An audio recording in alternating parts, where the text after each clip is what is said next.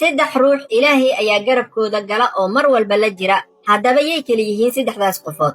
Maxay kala yihiin saddexda shay ee dadka isjecel kala geeya xiriirkoodana jara? Saddex ruux weligaa waxba ha ku darsan hana ka agdhawaan. Haddaba yaa lagu kala sheegaa saddexdaas? Saddex waxaa lagu duceystaa in uu Ilaahay subxaanahu wa tacaala kaa ilaalisho. Haddaba maxay kala yihiin saddexdaas? Assalaamu calaykum waraxmatullaahi wabarakaatuh. وعليكم السلام ورحمة الله وبركاته. maxay kala yihiin saddexda shay oo ilaa ay ka tagaan aysan naftaada raaxo iyo deganaan dareemeyn? بسم الله وحده والصلاة والسلام على من لا نبي بعده.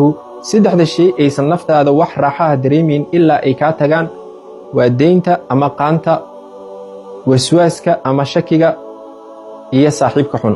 sidoo kale waxaad noo sheegtaa saddexda shay oo haddii dib loo dhigo faa'iidadooda ay lunto. waa gudashada tacsida, aasidda qofka meydka ah iyo salaada maqribka. Soomaalida waxay tiraa saddex waa la iska ilaalishaa saaxiibtinimadooda. Haddaba yay ku kala sheegaan saddexdaas? haa waa run saddex ruux saaxiibtinimadooda waa la iska ilaalishaa waxayna kala yihiin dadka doqonnada ama nacasyada ah, dadka hamigooda iyo hiigsigooda uu hooseeyo ama liito, iyo dadka kartida iyo adkaysiga aan lahayn. sidoo kale saddexna waa lala saaxiibaa. haddaba yaa lagu kala sheegaa saddexdaas?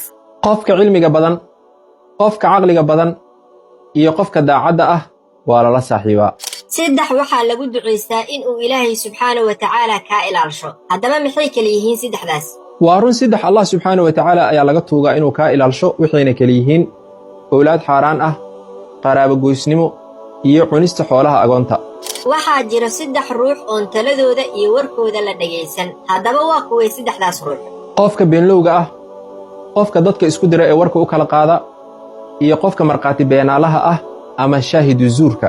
saddex ruux weligaa waxba ha ku darsan hana ka agdhawaan. haddaba yaa lagu kala sheegaa saddexdaas? haa saddexdan weligaa waxba ha ku darsan, intaa ka fogaan kartidna ka fogow. waxayna kala yihiin xaasidka oo ah qofka dadka aan waxba u quurin, qumayga oo ah qofka dadka ilaysta, iyo caasiwaalideynka oo ah qofka waalidkiis caaqa ku naqda. sidaasi si la mid ah saddexna weligaa taladooda waa la qaataa oo lagama hor imaado. haddaba yay kala yihiin saddexdaas? waa run saddexdan taladooda waa la qaataa lagamana hor imaado. waxayna kala yihiin qofka 5 salaadood ilaaliya ee waqtiyadeeda ku dukada, qofka qalbiga wanaagsan ee gacanta furan, iyo qofka waalidkiis baarig u ah. saddex weligaa ha ogolaanin in hortaada lagu xumeeyo. yay kala yihiin saddexdaas? qalbigaaga, qoyskaaga iyo sharafkaaga weligaa ha ogolaanin in hortaada lagu xumeeyo ama lagu dhaawaco. waxaa la yidhi saddex way tagaan oo cimriga ayay raacaan. haddaba maxay kala yihiin saddexdaas?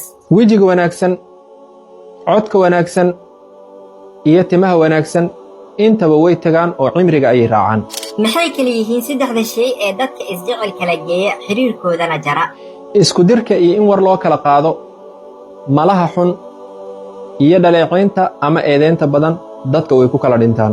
saddex ruux Ilaahay ayaa garabkooda gala oo mar walba la jira. haddaba yay kala yihiin saddexdaas qofood? qofka mujaahidka ah ee Ilaahay dartiis dagaalka ugu jira, qofka deynta lagu leeyahay ee haddana ku dadaalaya sida uu deynta isaga bixin lahaa, iyo qof guur xalaal ah sameeyey ee rajaynaya inuu xumaanta kaga dhowrsado. saddexdaasba Ilaahay garabkooda ayuu ku jiraa. ugu dambayn saddex shay beejkayga ayaa daawadayaasha uga baahan. haddaba maxay kala yihiin saddexdaas shay? nacam saddex beejkayga ayaa kaaga baahan, waana codsi amar ma ahan.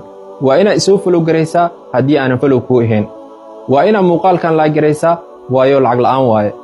waa inaad muuqaalkan ii sheer garaysaa waayo dadka dhan ayuu faa'iido u yahay, adigana waxba kaama dhibaayo. waana mahadsan tahay.